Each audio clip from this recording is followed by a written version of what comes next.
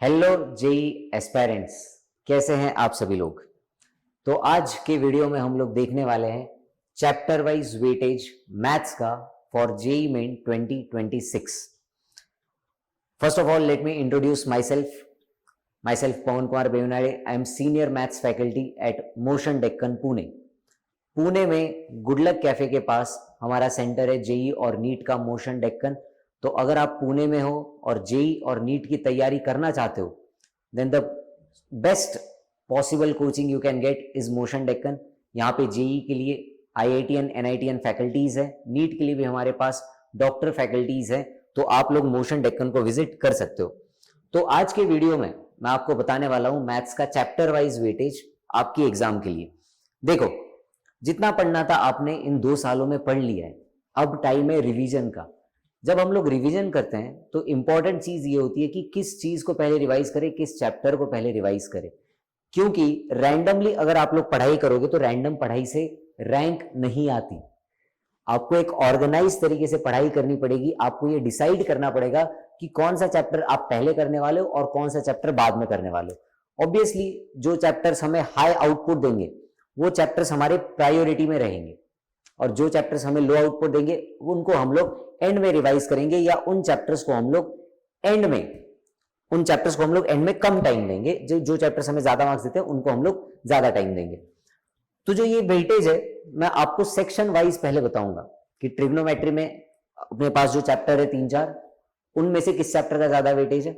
Algebra जो JEE का जंगल है ना, जेई का जंगल है अलजेब्रा, जहां से काफी सारे क्वेश्चंस आते हैं।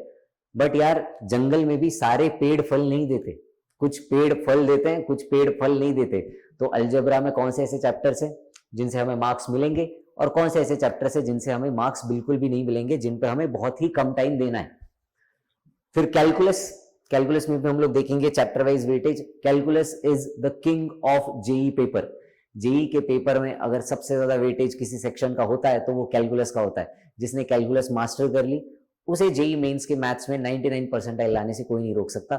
देन कोऑर्डिनेट ज्योमेट्री का एक सेक्शन है हम लोगों के पास, जो दिखने में तो बहुत ईजी है बट तगड़ा वेटेज जेई में होल्ड करता है। एंड लास्ट में गोल्ड माइन चैप्टर्स में इसलिए कहूंगा इन 2 चैप्टर्स को क्योंकि ये 2 ही चैप्टर्स है, बट जेई मेंस में लगभग 12 से 16 मार्क्स का वेटेज होल्ड करते हैं। And those are vector and 3D geometry. तो सबसे पहले तो हम लोग सेक्शन वाइज चैप्टर्स का वेटेज देख लेते हैं। सबसे पहला सेक्शन है ट्रिग्नोमेट्री का। ट्रिग्नोमेट्री काफी सारे स्टूडेंट्स को हार्ड लगती है, बट वेटेज हमें क्या कहता है। हार्ड जरूर है ट्रिग्नोमेट्री, बट क्या हमें उसे उतना इंपॉर्टेंस देना चाहिए। तो वेटेज के हिसाब से अगर आप लोग देखो तो ट्रिग्नोमेट्री से 3 चैप्टर से मिला के एक भी क्वेश्चन हमें नहीं दिख रहा है। तो ट्रिग्नोमेट्री ऐसा है जो खुद का उसका कुछ नहीं है, वो दूसरों के साइड कैरेक्टर है। ये क्या है, ये साइड एक्टर है, सपोर्टिंग रोल में रहता है। ये कभी भी मेन लीड नहीं रहता, मेन एक्टर नहीं रहता, ये हमेशा सपोर्टिंग एक्टर के रोल में रहेगा। तो ट्रिग्नोमेट्री से डायरेक्टली तो कोई क्वेश्चन आपको जेई में देखने को नहीं मिलेगा, हो सकता है एक आध क्वेश्चन आ जाए, बट ट्रिग्नोमेट्री दूसरे चैप्टर के साथ मिलके खुद की वैल्यू बढ़ा लेता है। तो ट्रिग्नोमेट्री को पढ़ना है, बट इसे उतना ही पढ़ना है कि आप इसके सारे फॉर्मूलेज यूज करना सीख जाओ। आपको कंपाउंड एंगल के फॉर्मूलेज कहां यूज करने, ट्रांसफॉर्मेशन फॉर्मूले कहां यूज करने, मल्टीपल एंगल, सब मल्टीपल एंगल, ये फॉर्मूलेज कहां यूज करने। फिर ट्रिग्नोमेट्रिक इक्वेशन में हम लोग जाते हैं, तो ट्रिग्नोमेट्रिक इक्वेशन में हमारे पास जनरल सॉल्यूशन होते हैं अलग अलग इक्वेशन के। वो कैसे, हमें sine theta equal to sine alpha है तो उसका जनरल सॉल्यूशन क्या होता है, tan theta equal to tan alpha है तो जनरल सॉल्यूशन क्या होता है। ये सब चीजें आपको पढ़नी है। ज्यादा टाइम ट्रिग्नोमेट्री पे नहीं देना है, but at the same time सारे टॉपिक्स ट्रिग्नोमेट्री के हमें पढ़ लेने, क्योंकि ये सपोर्टिंग एक्टर है। ये दूसरे चैप्टर में आपको तंग करेगा अगर आपने इसको थोड़ा सा इंपॉर्टेंस तो हमें देना पड़ेगा। छोटे बच्चे की तरह, जैसे छोटे बच्चे को अटेंशन चाहिए होता है कभी कभी, वैसे ये छोटा बच्चा है जेई का, ठीक है, तो इसको थोड़ा अटेंशन हमें देना पड़ेगा। उसके बाद सेक्शन है अलजेब्रा का। अब अलजेब्रा के सेक्शन में बहुत सारे चैप्टर्स हैं जो आपको स्क्रीन पे दिख रहे हैं। इनमें से सीक्वेंस एंड सीरीज या प्रोग्रेशंस, इस चैप्टर को बच्चे नेग्लेक्ट करते हैं। उनको लगता है यार इसमें तो एपीजी पीएचपी है और सम मिसलिनियस सीरीज है, इससे क्या ही होगा।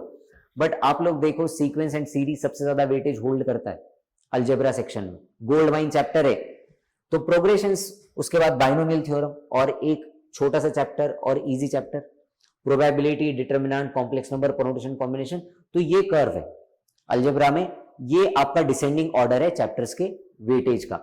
वीडियो के एंड में मैं आपको एक स्लाइड दिखाऊंगा जिसमें हाईएस्ट वेटेज वाला चैप्टर वहां से लेके डिसेंडिंग ऑर्डर में लोवेस्ट वेटेज वाला चैप्टर रहेगा। पहले हम लोग सेक्शन वाइज देख लेते हैं, सेक्शन वाइज आइडिया ले लेते हैं, फिर हम लोग एक ही स्लाइड में सारे चैप्टर्स देख लेंगे, ठीक है।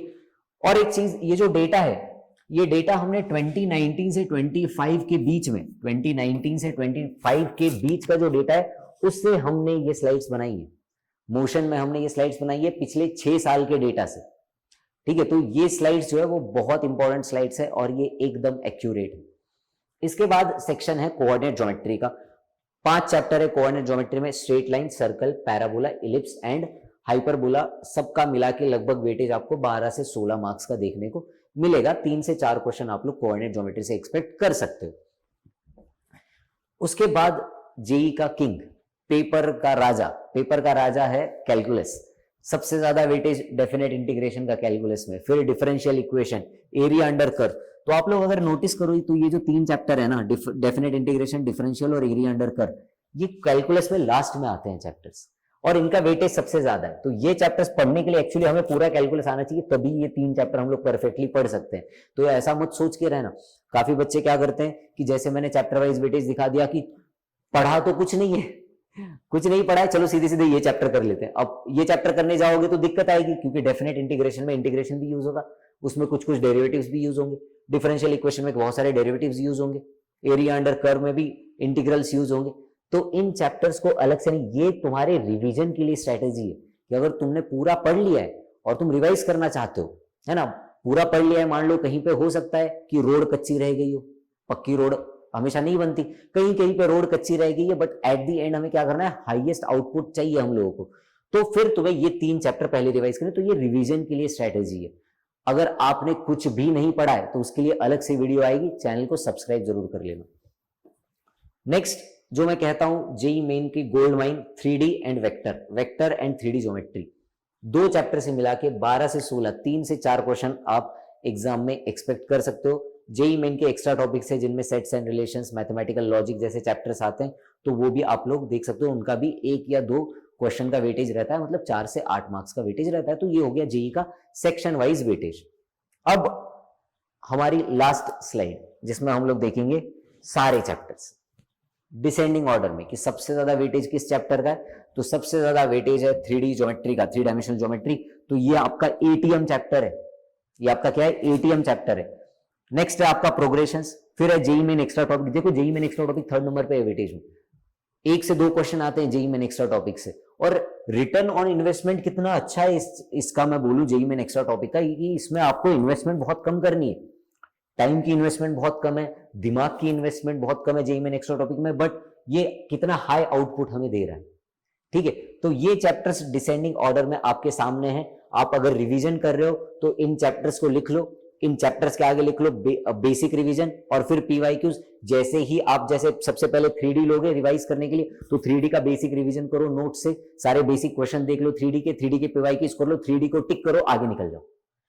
ऐसे अगर सारे चैप्टर अगले 30 दिन में, एक दिन में एक चैप्टर अगर आपने कर लिया, तो आपको जेई में अच्छी रैंक लाने से कोई नहीं रोक सकता। लास्ट के 40 डेज हमारे पास बचे हैं जेई मेंस के लिए। इन 40 डेज में जो बच्चा स्मार्टली मेहनत करेगा, जो बच्चा वेटेज के हिसाब से, एग्जाम की डिमांड के हिसाब से पढ़ाई करेगा, उस बच्चे की रैंक आएगी। ऐसे ही चैनल पे और वीडियोस आते रहेंगे, तो चैनल को सब्सक्राइब जरूर कर लेना और कमेंट में बताओ कि नेक्स्ट वीडियो आपको किस टॉपिक पे चाहिए। Thank you for watching and let's crush JEE mains 2026।